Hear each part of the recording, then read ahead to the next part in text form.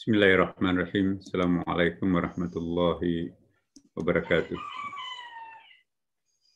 Alhamdulillah. Alhamdulillah wa syukurillah wa salatu wassalamu ala rasulillah. Sayyidina wa habibina wa syafi'ina wa maulana Muhammadin sallallahu alaihi wasallam. Amma ba'd. Para jamaah, ibunda, banyak senior kami di sini, Prof. Salman dan Ibu. Bapak Ibu sekalian, semoga Allah betul-betul menurunkan rahmat, berkah hidayahnya kepada kita semuanya, sehingga pada hari Sabtu ini tetap kita mendapatkan keberkahan dari selawat dan taslim senantiasa kita curahkan kepadanya, pada Nabi Muhammad SAW. Nabi, tidak ada nama yang paling sering kita sebutkan dalam sepanjang hari kita, sepanjang hidup kita insya Allah, selain namanya Nabi Muhammad SAW. Bapak Ibu sekalian, hari ini kita akan melanjutkan kajian kita tentang Ihya Ulumuddin dan masih tentang rukun muhasabah muraqabah. Ya. Namun sebelumnya mari kita memohon kepada Allah Subhanahu wa taala agar dibukakan rahasianya, dibukakan ma'rifah kita sehingga mampu memahami hakikat kehidupan dan hakikat dirinya dan hakikat segala sesuatu, sehingga dengan demikian kita pasti akan memperoleh tatmainul qulub. Ala bidzikrillah tatmainul qulub. Ala hadhihi niyyah wa ala kulli niyatin shalih. Al-Fatihah. A'udzu billahi minasyaitonir rajim. Bismillahirrahmanirrahim.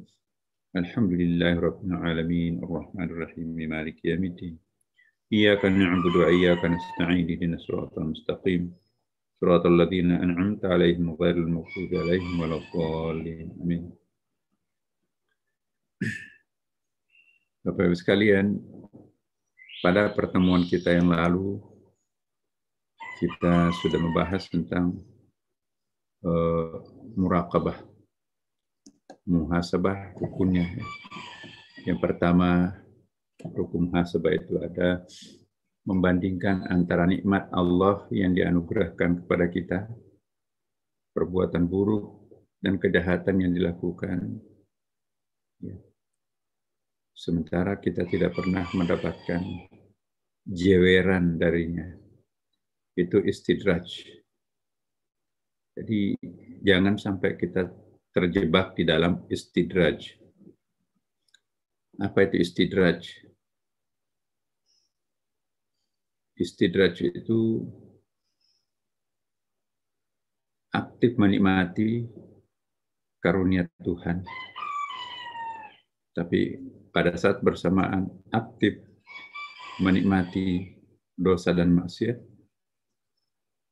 pada saat juga bersamaan tidak pernah mendapatkan jeweran darinya. Itu namanya istidraj. Itu nanti akan terseret ke dalam situasi yang sangat mengerikan. Na'udzubillah min dzalik. Ya. Jangan sampai kita tergolong ke dalam istidraj. Karena apa? Puncak penderitaan orang-orang ini ya ialah istidraj itu sendiri. Jadi di dalam neraka ada siksaan lebih pedih daripada orang kafir itu sendiri.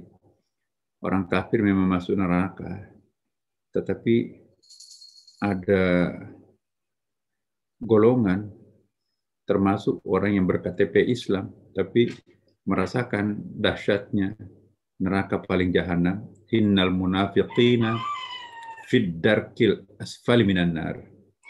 Sesungguhnya orang-orang munafik itu berada pada neraka yang paling jahanam, ya kira-kira seperti itu. Walaupun di agamanya Islam, tapi tetap neraka yang paling jahanamnya neraka ialah mereka yang hipokrit itu, ya, munafik. Dan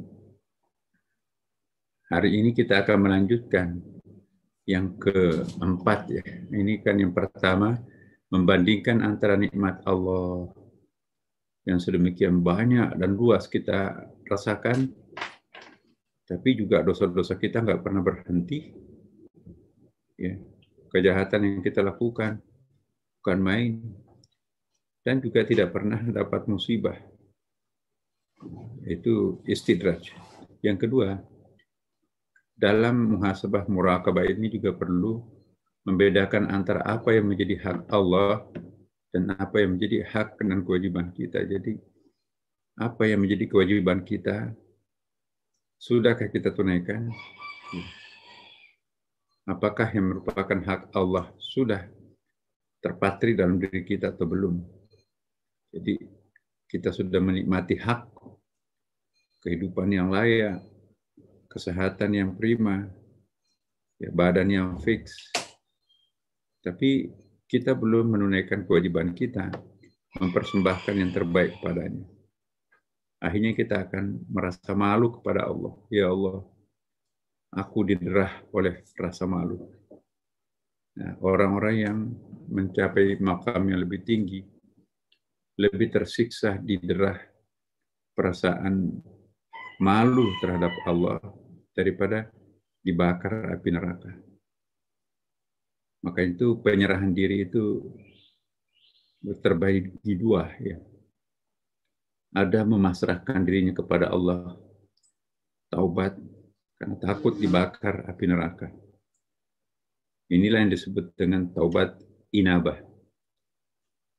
Yang kedua, ada orang taubat dan memasrahkan dirinya kepada Allah karena takut diderah perasaan malu. Ya. Rasa malu terhadap Allah itu lebih menyiksa daripada panasnya api neraka. Orang yang seperti inilah disebut dengan taubat istijabah. Taubat istijabah makamnya lebih tinggi daripada taubat inabah. Jadi bukan lagi takut api neraka, tapi takut dengan merasakan rasa malu terhadap Allah Subhanahu wa Ta'ala. Kita pada umumnya tidak melakukan dosa karena malu terhadap sesama umat manusia, malu sama keluarga, malu sama pimpinan, malu sama teman-teman, maka kita tidak melakukan kejahatan, dosa itu. Tapi begitu tidak ada yang tahu, terjadilah semua yang akan terjadi tanpa ada beban apapun. Nah, kalau taubat istijabah, tidak malu terhadap umat manusia, tapi malunya kepada Allah. Karena itu, dimanapun dia berada, kapanpun adanya, dia tidak akan pernah mau melakukan dosa maksiat, apalagi kejahatan, karena memikul rasa malu terhadap Tuhan jauh lebih berat daripada panasnya api neraka. Yang ketiga, dalam perenungan muraqabah muhasabah itu, kita juga tidak dianjurkan untuk berlebih-lebihan di dalam beragama. Kalau kita dalam keadaan emosi beragama, biasanya itu tidak langgeng, itu fluktuatif. Khairul umuri awsatuha wa in qalla. Yang paling bagus itu sebetulnya adalah yang sedang-sedang tapi konsisten, daripada emosi. Wah, kalau lagi mood kan main, nggak tidur semalaman, tobat malam Jumat, ya, sedikit tidurnya. Tapi malam Minggu sedikit tidurnya karena maksiat. Jadi ini dia. Malam Jumat sedikit tidurnya beribadah, malam Minggu sedikit tidurnya melakukan dosa. Bukan itu yang kita harapkan. Yang keempat, tidak merasa puas dengan ketaatan yang dilaksanakan. Kedengarannya aneh sepintas. Lalu kita dengarkan pernyataan ini biasa. Tapi mari kita tunjukkan apa yang dimaksud dengan merasa puas dengan ketaatan yang dilaksanakan.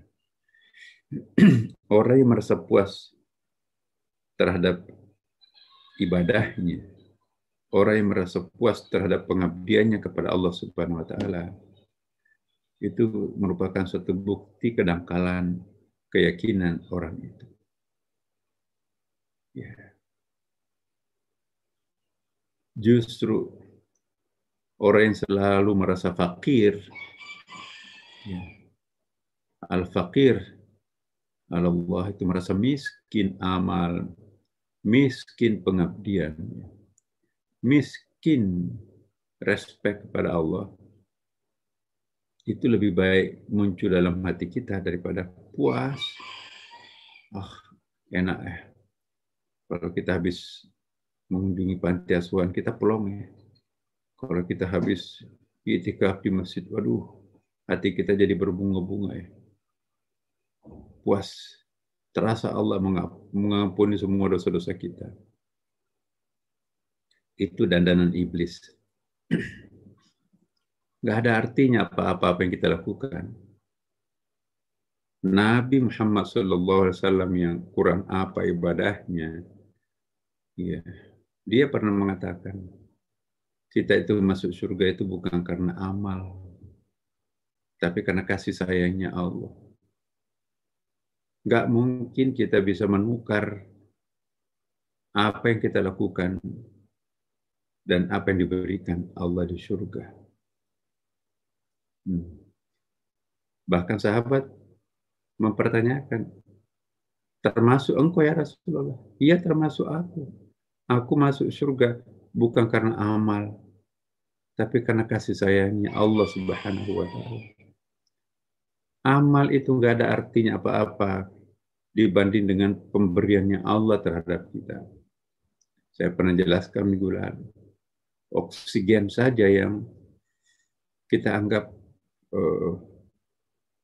rutin ini. Coba kalau kita akan hitung berapa oksigen yang kita hirup dalam sehari. Itu gratis tuh. Berapa harganya? Berapa rupiahnya itu? Tanyalah di rumah sakit, pasien-pasien yang membutuhkan oksigen itu, karena mungkin paru-parunya, napasnya agak susah, maka dibantu dengan oksigen buatan. Jadi tabung oksigen itu harganya, satu tabung itu berapa? Kalau sepanjang hidup kita itu akan membeli tabung, jangan hitung harganya, bagaimana memikul tabungnya kemana-mana. Mau taruh di mana, di ranjang. Satu keluarga 10 orang, 10 tabung, selangnya kemana-mana itu jadinya. Ya, itu baru satu. Belum air. Kita tuh bayar prosesnya air itu naik ke rumah atau masuk ke dalam perut.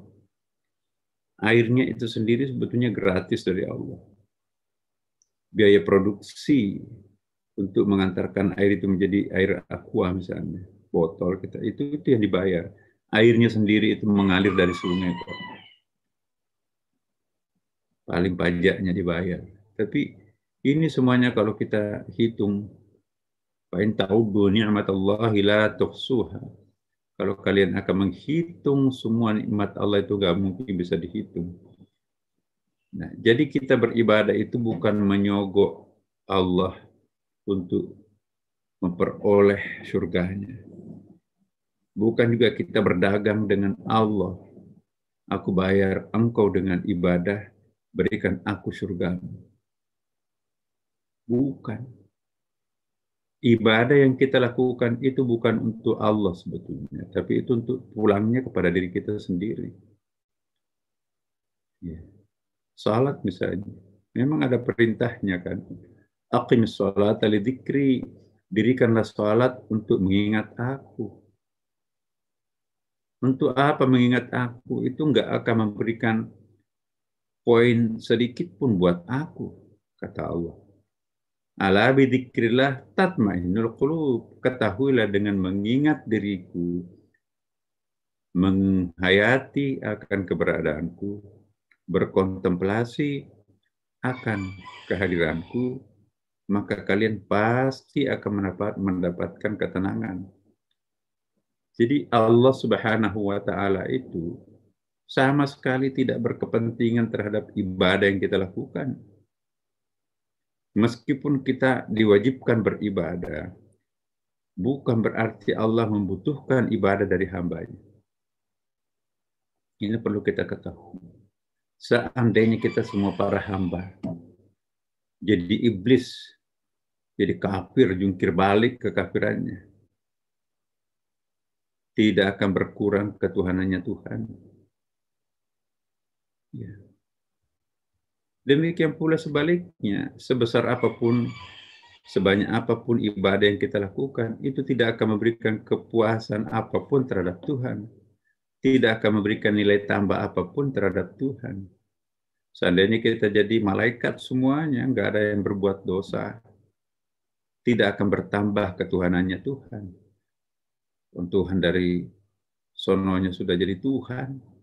Jadi perintah dan larangan Allah Subhanahu wa Ta'ala itu hanya untuk kembalinya kepada si penyembah atau hamba itu sendiri. Jadi jangan pernah ada kok kenapa yang enak-enak dilarang Allah, seperti zina. Kenapa yang berat-berat diwajibkan seperti puasa? Itu bukan untuk Allah. Kenapa? Wala taqrabuz zina, jangan dekati zina. Ya. Apa yang terjadi kalau seandainya tidak ada larangan zina ini? Maka kita akan hidup seperti kambing. Kambing itu nggak kenal induknya, nggak kenal anaknya dihantam. Kalau kambing enak, beranak pinak. Yang enak, untung itu adalah ibu-ibu. Beli dagingnya murah. Populasi kambingnya banyak. Ya. Uang dikasih sama suaminya bisa dihemat. Kenapa? Harga daging tadinya mahal menjadi murah. Kenapa? Populasi kambingnya banyak. Tapi kalau manusianya yang banyak, bayangkan kalau tidak ada hukum zina, tidak ada fiqhun nikah, tidak ada rukun syarat perkawinan yang begitu ketat, maka seenak-enaknya orang melakukan hubungan suami istri, siapapun dengan keluarganya, dengan apapun, maka populasi manusia itu akan bertambah setiap hari berapa? Satu laki-laki, ahli biologi ini, mengatakan setiap orang laki-laki itu punya kemampuan untuk melahirkan 3.000 orang anak. Jumlah sperma yang dikandung laki-laki itu kalau dipraktekkan kepada 3.000 perempuan atau diproduktifkan jumlah spermanya itu, maka akan melahirkan 3.000 anak. Ya, 300 juta penduduk Indonesia, separuhnya laki-laki, 150 juta kali 3.000. Sama dengan berapa itu? Kita perlu planet baru, mungkin 10 biji besarnya dunia ini, masih nggak akan nampung populasi manusia itu sendiri. Pasti populasi manusia itu akan overloaded. Keluarga berencana nggak berhasil. Akibatnya apa? Perusakan lingkungan, air tawar nggak cukup, jumlah padi tidak pernah, jumlah sawah tidak pernah bertambah. Akibatnya apa? Berdesak-desakan kita semuanya di muka planet bumi ini.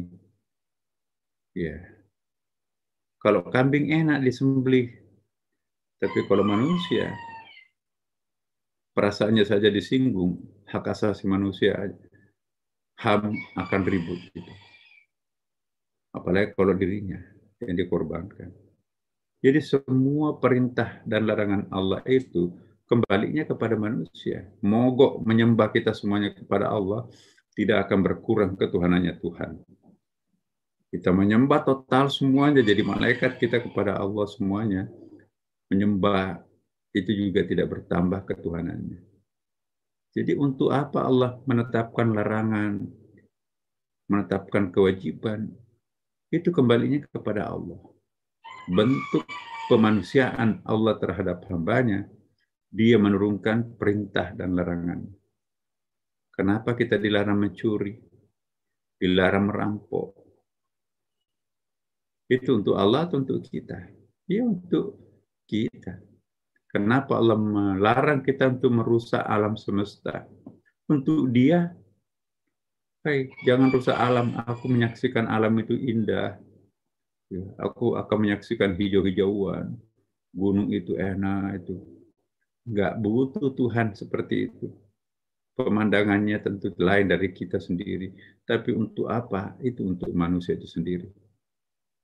Hutan ini paru-paru dunia. Kalau nggak ada paru-parunya dunia ini, kayak apa? Ya. Ekosistem itu penting dipertahankan. Karena kalau rusak ekosistem, maka pasti ada reduksi kehidupan umat manusia. Manusia tidak bisa lagi mengakses kesempurnaan hidup kalau ekosistem ini rusak. Ya, jadi inilah semuanya untuk kita. Hikmatut tasyri' ini semuanya juga perlu dibahas. Nah, jadi merasa puas dengan ketaatan yang dilaksanakan. Nah, itu penting. Nah, kalau kita tidak pernah merasa puas dengan ketaatan yang dilaksanakan, berarti kita akan tertantang. Kita ditantang untuk senantiasa melakukan lagi. Tapi kalau kita sudah puas, udah kok saya semalam itu, menikmati betul. Puncak ibadah saya sudah nikmati semalam, aku nggak usah salat duha lagi kan. Tapi kalau kita mengatakan, aduh itu nggak ada apa-apanya, aku malah semakin merasa miskin dengan banyaknya ibadahku. Karena aku semakin sadar ternyata sedikit sekali yang aku lakukan untuk Tuhanku yang begitu banyak memberikan kepada aku. Aku mau salat duha lagi. Sudah salat duha, nggak cukup. Aku nggak ada apa-apanya, aku mau ngaji lagi. Sudah ngaji, aku nggak mau lepas tasbihku di tangan. Nah, sudah itu, aku nggak boleh membuka aurat nih, menyebabkan orang lain nanti berdosa. Sebelum azan dia menjemput sebelumnya. Sebelum azan menjemput sholat itu, kita kan masbuk terus. Ya. Jadi tidak boleh kita merasa puas dengan ketaatan yang kita laksanakan kepada Allah. Nah, orang yang puas atau gampang puas terhadap ketaatannya kepada Allah, itu pertanda dangkalnya akidah, dangkalnya iman seseorang. Kita sering mendengarkan, aduh, plong ya saya hari ini. Habis puasa Ramadan, enak. Ya, enak memang, tetapi jangan puas. Ya.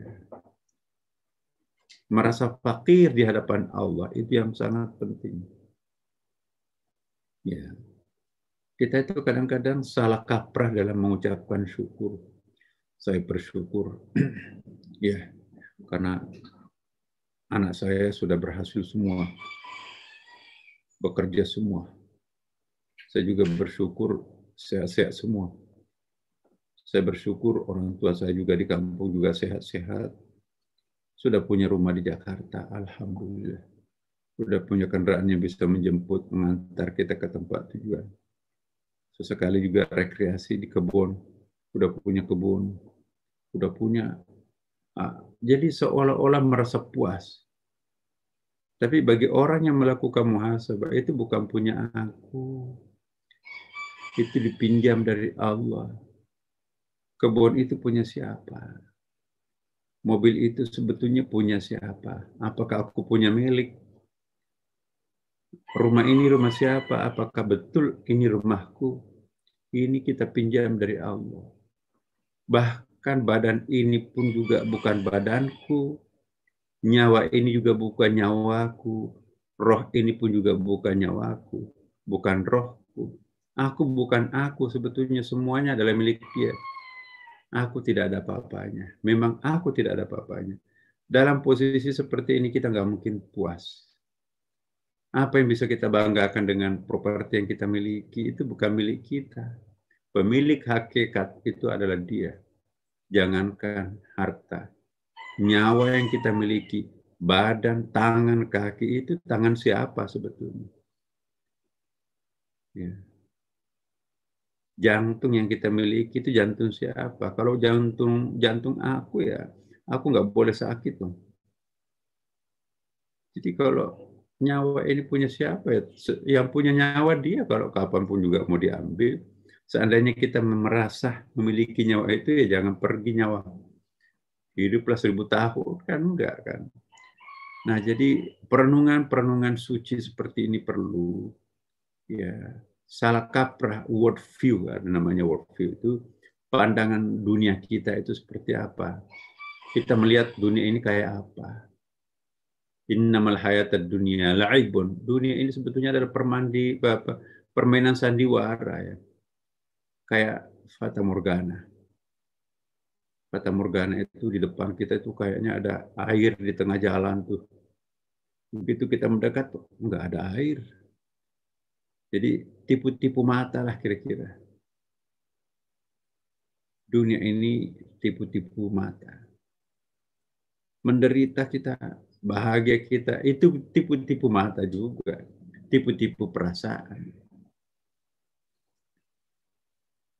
Satu sisi kita merasakan, aku bahagia dengan rumah kecilku ini. Aku bahagia dengan mobilku ini sudah mengabdi kepada aku 10 tahun. Tapi bagi orang yang kaya, bagaimana dia bisa bahagia dengan mobil tua seperti itu, dengan rumah seperti itu? Aku nggak bisa bahagia dengan rumah kecil ini. Nggak ada kolam renangnya, nggak ada tamannya. Coba. Jadi bahagia, kenikmatan, itu state of mind. Keadaan batin sebetulnya. Tergantung persepsi kita dan siapa yang berpersepsi. Bagi seorang pemulung tidak pernah punya rumah, tidurnya dibuat jembatan. Tiba-tiba dikasih rumah oleh Pemda. Tinggallah di rumah susun. Masya Allah ada airnya. Tinggal putar keran. Masya Allah ada kasurnya. Masya Allah ada kunci rumahnya. Kita bisa enak tidur di sini tanpa kehujanan, tanpa dikejar-kejar oleh polisi dan seterusnya. Bahagia kita dengan rumah ini. Tadinya kan tidurnya di gerobak, manusia gerobak itu. Dia bahagia dengan rumah, petak apartemen, rumah susun itu. Yang 4x3. Tapi coba konglomerat disuruh tinggal 1 hari saja di apartemen atau rumah susun 4x3 itu kayak apa? Pengap, nggak ada AC-nya, ya. Nggak ada TV-nya, nggak bahagia. Jadi kebahagiaan itu tergantung bagaimana mempersepsikan.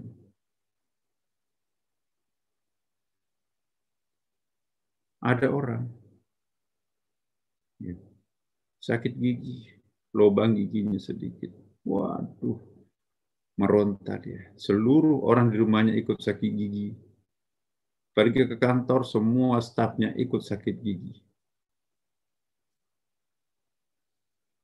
Sementara ada orang kanker stadium 4, seorang ibu. Ditinggal mati oleh suaminya, anaknya 3. Cara menghidupi keluarganya itu dengan jualan sayur di sekitar kompleksnya. Paru-parunya sudah berlubang. Stadium 4, vonis dokter sebentar lagi mati. Tapi mau diapain kalau nggak begini, anak kecil ini nggak makan, dia nggak merasa sakit. Jadi sangat tergantung kepada persepsi kita.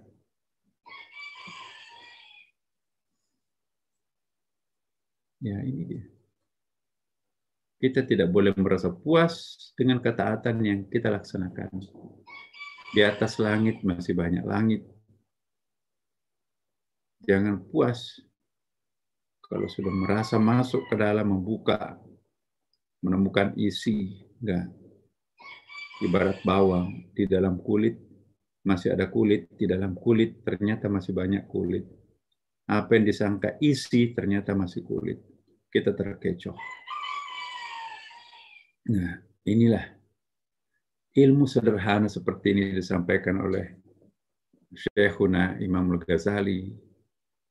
Ya, bagi orang awam, ya, bagi orang yang dangkal akidahnya ini biasa kok ini. Tapi bagi orang yang punya kearifan, iya ya, luar biasa. Jadi hal-hal yang kecil itulah yang mengorbitkan manusia itu ke langit.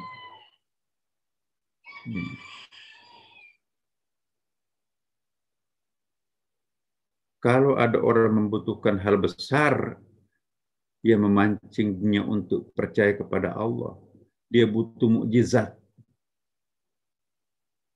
untuk bisa percaya. Maka itu adalah Fir'aun, maka itu adalah Thamud, maka itu adalah Abu Jahal.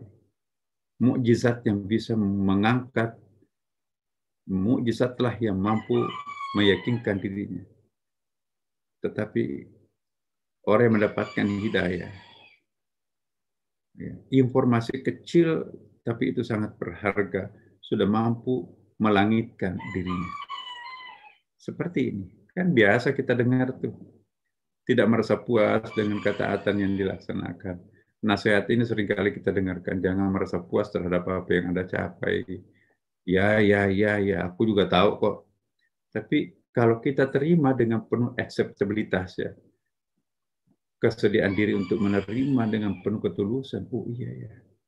Maka informasi yang kecil ini besar artinya dalam batin kita untuk mengorbit ke atas. Jadi bukan hal yang besar yang menerbangkan manusia ke langit, tapi persepsi yang bisa menerbangkannya.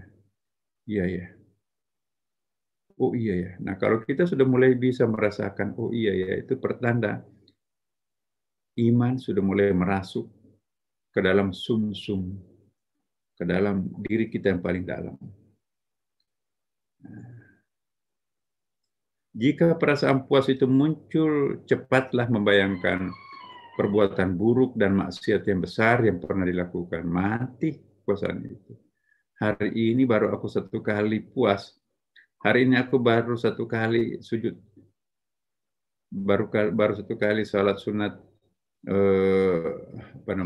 tasbih. Tapi coba berapa kali berselingkuh, berapa kali berzina, berapa kali berbohong. Enggak bisa. Enggak ada artinya ibadah yang kita lakukan dengan tumpukan dosa yang kita lakukan, dosa besar lagi. Apalagi ditambah, enggak ada artinya ibadah yang kita lakukan dengan gratisnya fasilitas alam yang kita nikmati dari Allah. Coba, mampu enggak ibadah yang kita lakukan menutupi dosa yang pernah kita lakukan? Yang kedua, mampu enggak ibadah yang kita lakukan membayar pemberian Allah terhadap kita? Kan enggak mungkin kan? Ibadah kita enggak sanggup untuk membayar fasilitas hidup yang Allah berikan. Ibadah juga akan dibebani tambahan menebus dosa-dosa masa lampau yang pernah kita lakukan. Jika kita bayangkan dosa yang pernah kita lakukan, nikmat Allah yang kita pernah rasakan, masih ada nggak nilainya ibadah yang kita lakukan? Nggak ada. Nggak ada apa-apanya tuh. Ingat ayat, فَمَنْ يَعْمَلْ مِثْقَالَ ذَرَّةٍ خَيْرًا يَرَهُ وَمَنْ يَعْمَلْ مِثْقَالَ ذَرَّةٍ شَرًّا يَرَهُ. Sekecil biji atom pun itu akan dibalas oleh Allah. Kita sendiri juga nggak bisa menebak. Lebih besar mana timbangan kebajikan kita atau timbangan dosa maksiat dan ditambah tidak bersyukur terhadap nikmat. Kita sendiri bisa menyimpulkan diri kita bahwa kita itu pasti penghuni neraka. Kalau mengandalkan umur, mengandalkan kualitas ibadah dibandingkan dengan Pemberian Allah yang begitu banyak dibandingkan dosa yang pernah kita lakukan. Coba tebak dirinya. Penghuni surga atau penghuni neraka? Ya penghuni neraka kita. Maka itu Nabi mengatakan kita itu masuk surga itu karena rahmat kasihnya Allah. Bukan karena amal. Makanya itu kalau kita ingin mengharapkan kekasih, rahmat kasihnya Allah, ya khusyuklah beribadah. Jangan mengandalkan banyaknya, nggak mungkin. Ya, terlambat, apalagi kita sudah berumur seperti ini, mau beribadah 24 jam sekhusyuk apapun tidak bisa menembus banyaknya pemberian Tuhan yang kita nikmati, banyaknya dosa yang pernah kita lakukan. Mau dibayar pakai ibadah apapun, nggak mungkin bisa menutupi semuanya. Kasih sayangnya lah Allah yang kita ingat, yang kita inginkan. Bagaimana caranya? Iya, khusyuk. Apalagi? Ya, tidak ada yang bisa membantu kita kecuali syafaatnya Rasulullah Muhammad SAW di pada mahsyar nanti. Bagaimana mendapatkan syafaat Rasulullah? Selawatlah terus kepada Nabi. Barang siapa yang rajin berselawat terhadapku, aku pasti tahu dan aku pasti akan memberikan syafaat pembelaan. Pada hari tidak ada yang mampu memberikan pembelaan selain hanya aku. Satu-satunya manusia yang tidak pernah ditolak apapun yang diminta oleh yang bersangkutan ialah Nabi Muhammad. Apapun yang diminta Nabi kepada Tuhannya tidak pernah ditolak. Ini pengajian Zooming hari Sabtu pagi yang sering berselawat kepada aku, ya Allah. Cekal semuanya jangan masuk neraka. Licingkan semuanya masuk surga. Udah jadi barang itu. Iya. Berkah selawat. Makanya itu selawat Nabi itu jangan pernah ditinggalkan, Bapak Ibu. Siapa yang mampu membantu kita nanti di padang mahsyar kalau bukan Dia? Nabi berkali-kali menyampaikan hal itu. Berat, saya tahu Nabi berat menyampaikan itu, kok nanti seolah-olah nggak enak.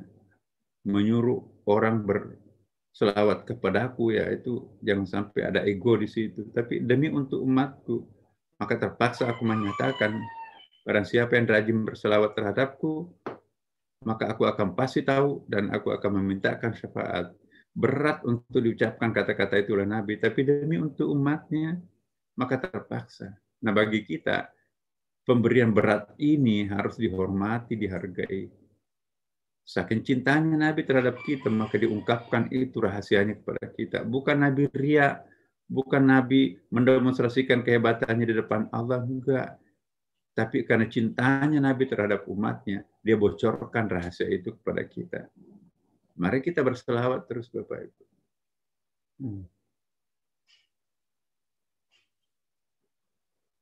Teruslah Bapak Ibu. Kalau bukan selawat, enggak mungkin kita selamat. Ya.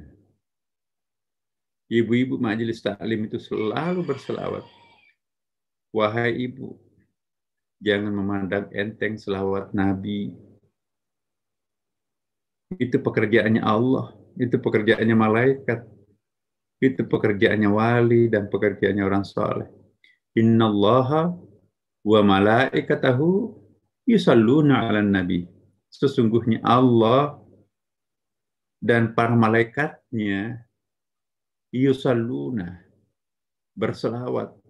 Coba, itu menggunakan fi'il mudhari.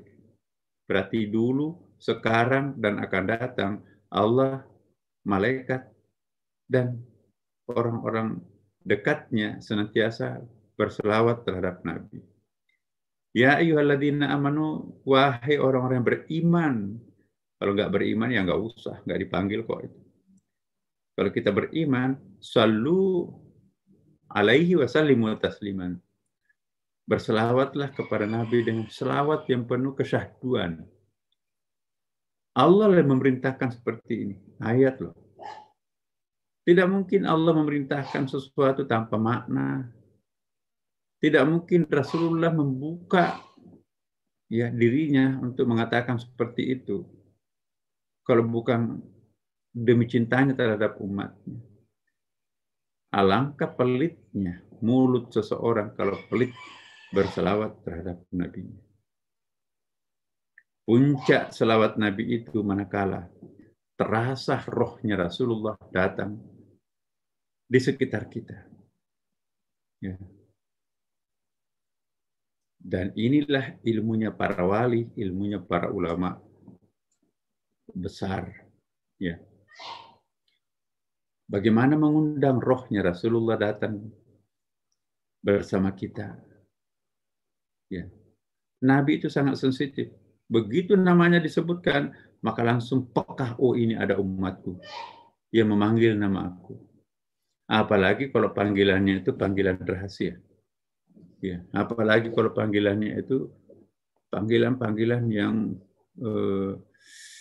sangat indah.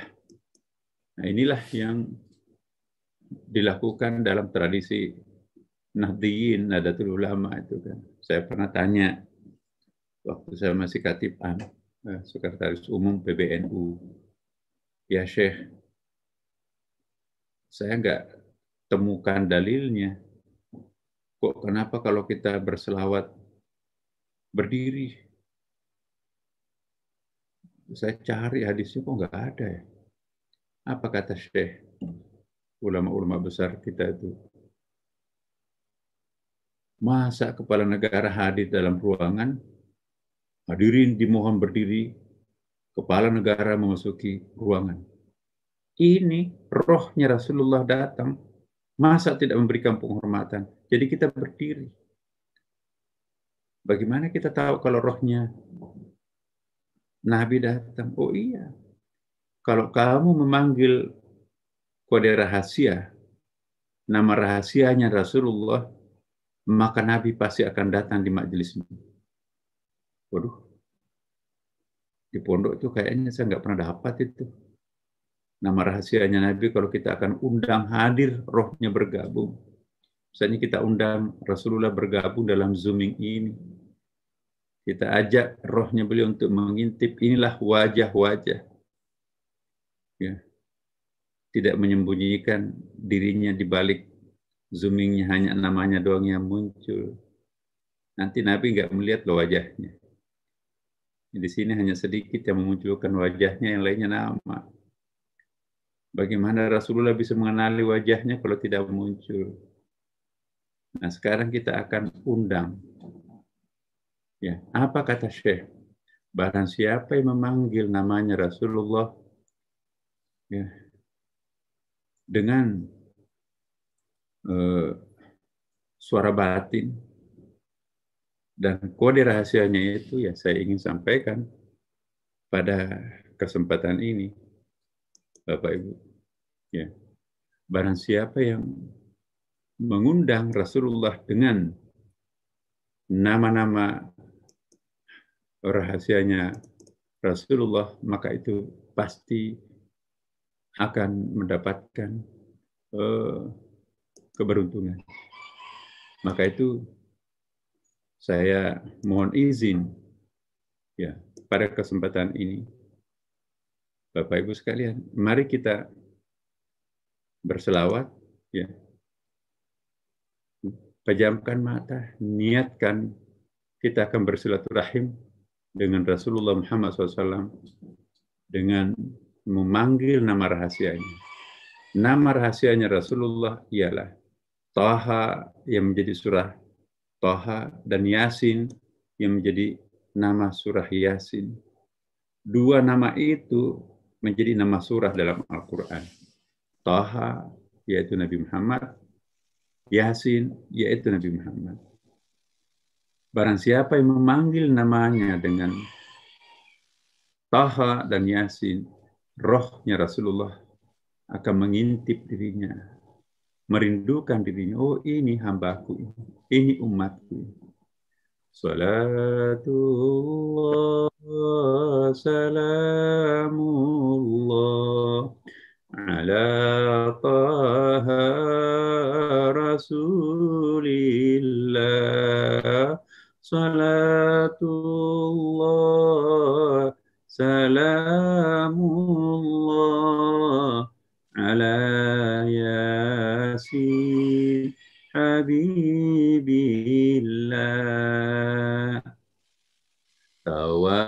tawassalna bismillah wa bil hadi rasulillah wa kulli mujahidin lillah bi ahlil badri ya Allah ilahi sallimil ummah minal afati wan niqmah wa min hammi wa min ghummah bi ahlil badri ya Allah. Al-Fatihah. A'udzubillahi minasyaitonirrajim. Bismillahirrahmanirrahim. Alhamdulillahirabbil alamin, arrahmanir rahim, maliki yaumiddin. Iyyaka na'budu wa iyyaka nasta'in. Ihdinas siratal mustaqim. Siratal ladzina an'amta 'alaihim ghairil maghdubi 'alaihim waladdallin. Ya Rasulullah, kami yakin rohmu mendekati kami. Kenalilah wajah-wajah umatmu yang tampil di dalam jendela Zooming ini. Kenalilah wajah-wajah mereka. Mintakanlah syafaat nanti di hari kiamat. Ya Allah, inilah wajah yang selalu memanggil namamu. Inilah wajah yang selalu menampilkan dirimu setiap hari di dalam jendela batin. Inilah hambamu. Inilah umatmu yang selalu merindukan dirimu. Ya Rasulullah, kenalilah mereka semuanya. Mintakanlah syafaatmu nanti. Di hari tidak ada lagi yang mampu memberikan pertolongan selain Engkau, ya Rasulullah. Ya Rasulullah, tanpa syafaatmu, mana mungkin kami bisa selamat dengan tumpukan dosa yang pernah kami lakukan, dengan sedikitnya amal yang kami laksanakan. Ya Rasulullah, seandainya rohmu betul-betul menyaksikan kami semuanya di sini, kami mohon, kenalilah semuanya, sehingga di dalam pemeriksaan amal nanti, Engkau mendampingi kami, sehingga kami tidak lagi diteliti dosa-dosa apa yang pernah dilakukan. Ini umatku yang selalu memanggil diriku, tidak usah periksa, tidak usah melalui proses timbangan. Apapun yang Engkau minta, pasti akan dikabulkan Allah pada saat itu. Lewatkanlah kami dalam pemeriksaan yang ketat itu, ya Rasulullah. Hanya Engkau lah yang mampu memberikan dispensasi terhadap kami. Dampingilah kami ketika nanti meniti di atas siratal mustaqim yang lebih halus daripada sehelai rambut itu. Bantulah kami menjawab pertanyaan-pertanyaan malaikat ketika nanti kami ditanya berbagai macam pertanyaan. Engkaulah satu-satunya orang yang mampu mengerjakan apapun. Di hari tidak ada orang yang seperti itu selain hanya Engkau, ya Rasulullah. Meskipun kami jauh dari tempat kelahiranmu, meskipun kami hidup jauh dari kurun waktu hidupmu, kerinduan kami terhadapmu, ya Rasulullah, tidak kalah dengan sahabatmu yang hidup sezaman, semasjid denganmu. Ya Allah, ya Tuhan kami, Engkau juga Maha menyaksikan betapa dalamnya rindu kami kepada Nabi-Mu, betapa kuatnya cinta bekerja dalam hati ini di dalam mencintai Rasul. Ya Allah, ampunilah dosa-dosa kami. Ampuni juga dosa kedua orang tua kami, anak-anak kami, saudara-saudara kami, guru-guru kami, dan siapapun yang pernah berjasa terhadap diri kami. Ya Rasulullah, kiranya juga Engkau membantu mereka, karena itu adalah orang dekat kami. Terima kasih atas kerauhanmu, kehadiranmu di sini ya Rasulullah. Terima kasih atas rekaman yang Engkau lakukan terhadap seluruh jamaah kami di sini. Ya Rasulullah, kiranya Engkau tidak pernah bosan menyapa umat di nun jauh di sini. Karena memang betul-betul kami berharap hanya Engkau yang bisa menyelamatkan kami. Allahumma salli wa sallim ala sayyidina wa habibina wa syafi'ina wa maulana wa atba'ina wa qurrata a'yunina Muhammadin sallallahu alaihi wasallam. Ya Allah, kami serahkan diri ini sepenuhnya kepada-Mu. Genggamlah kami. Jangan pernah Engkau melepaskan lagi kami menjadi hamba yang liar seperti dahulu kala. Sungguh nikmat hidup di dalam genggaman-Mu. Sungguh tenang, nyaman, damai hati ini hidup di dalam pelukan-Mu, dekapan-Mu ya Allah. Sungguh bahagia hati ini. Inilah yang kami cari. Karena itu ya Allah,